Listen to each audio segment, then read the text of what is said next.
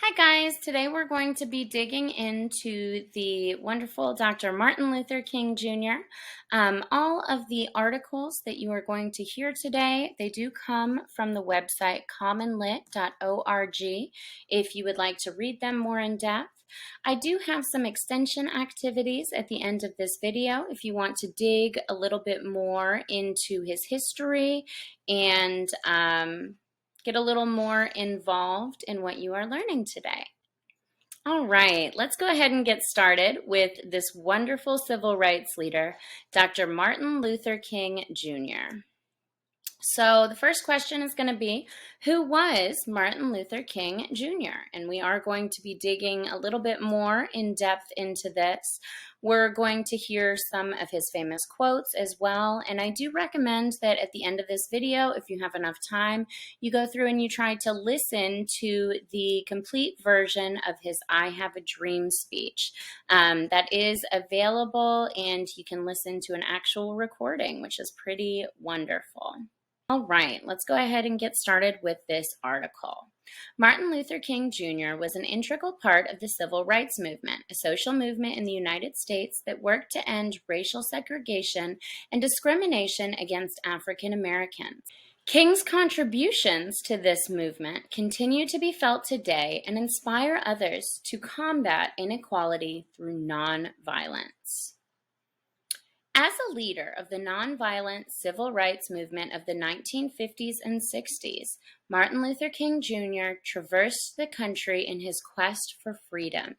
His involvement in the movement began during the bus boycotts of 1955 and was ended by an assassin's bullet in 1968.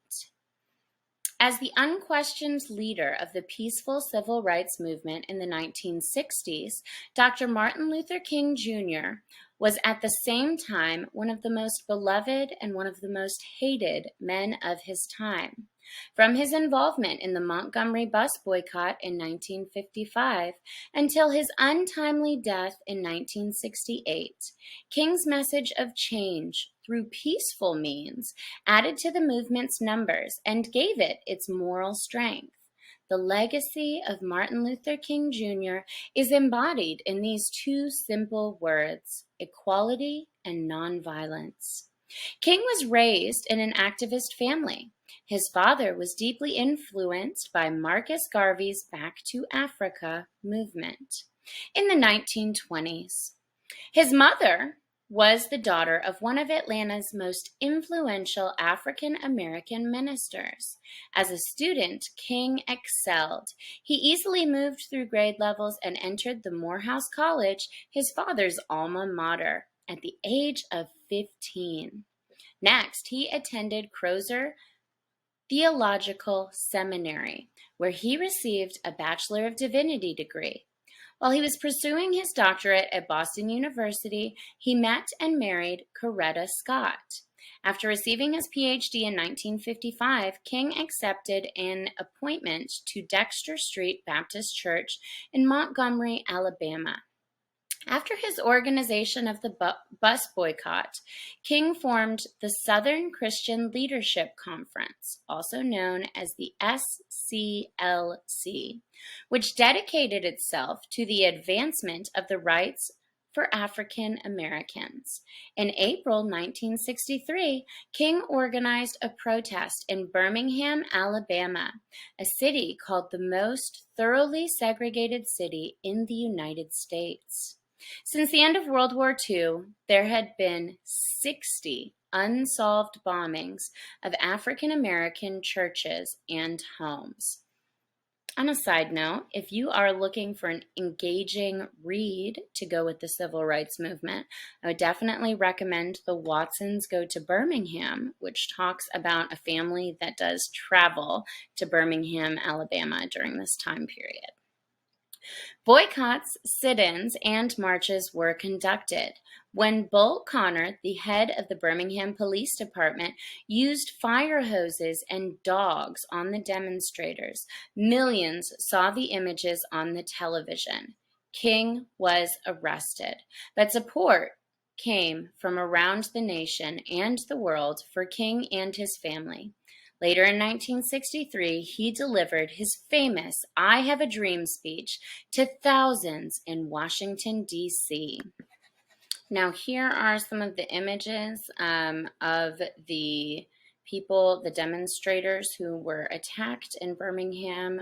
You can find this on New York Daily News.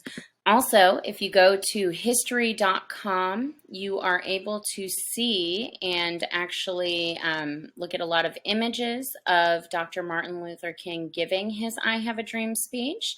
And they do also have the updated recording if you wanted to listen to him actually giving the speech. After the passage of the Civil Rights Act of 1964, King turned his efforts to registering African American voters in the South. In 1965, he led a march in Selma, Alabama, to increase the percentage of African American voters in Alabama. Again, King was arrested. Again, the marchers faced attacks by the police. Tear gas, cattle prods, and billy clubs fell on the peaceful demonstrators. Public opinion was weighed predominantly on the side of King and the protesters.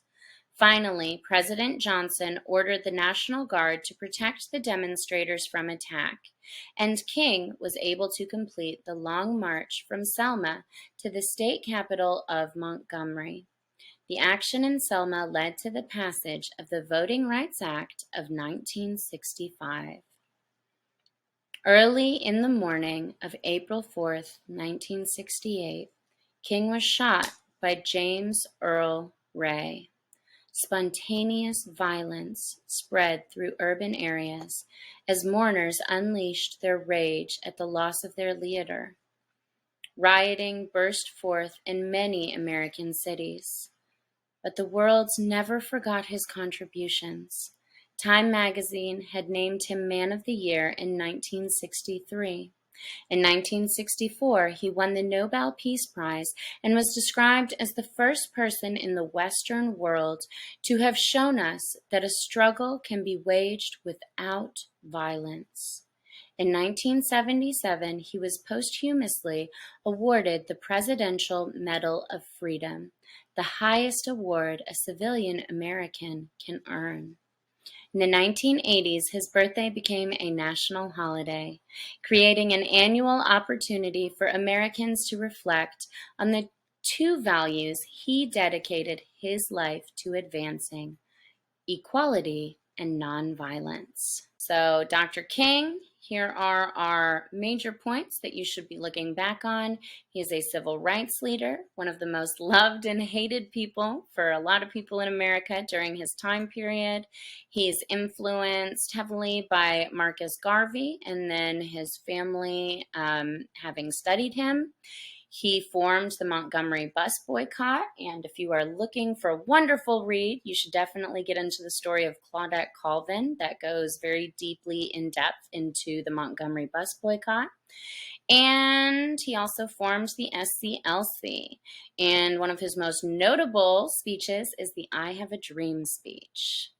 Here are our two articles that I have been referencing today: Martin Luther King Jr. and I Have a Dream. Both of these are located on Commonlit. And for our extensions for today, I have a dream that my 4 little children will not be judged by the color of their skin, but by the content of their character. So your first extension is called the hero extension. Based upon these two texts, what makes Dr. King a hero? The second extension is going to be about that specific dream that is in this quote over here.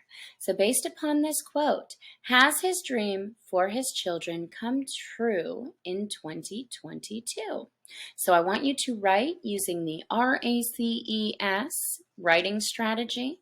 You should have at least 6 sentences on this. So restate your question, answer your question, cite your evidence where it came from, explain that evidence thoroughly, and summarize why this topic is important.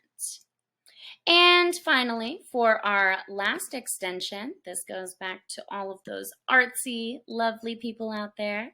It is illustrations. So I would ask that you go through and you listen to Martin Luther King's I Have a Dream speech. And when listening to his speech, illustrate 4 of the images that stand out to you. Then you're going to write 3 sentences about which of these images you feel is the most important and why. All right, thank you so much for joining.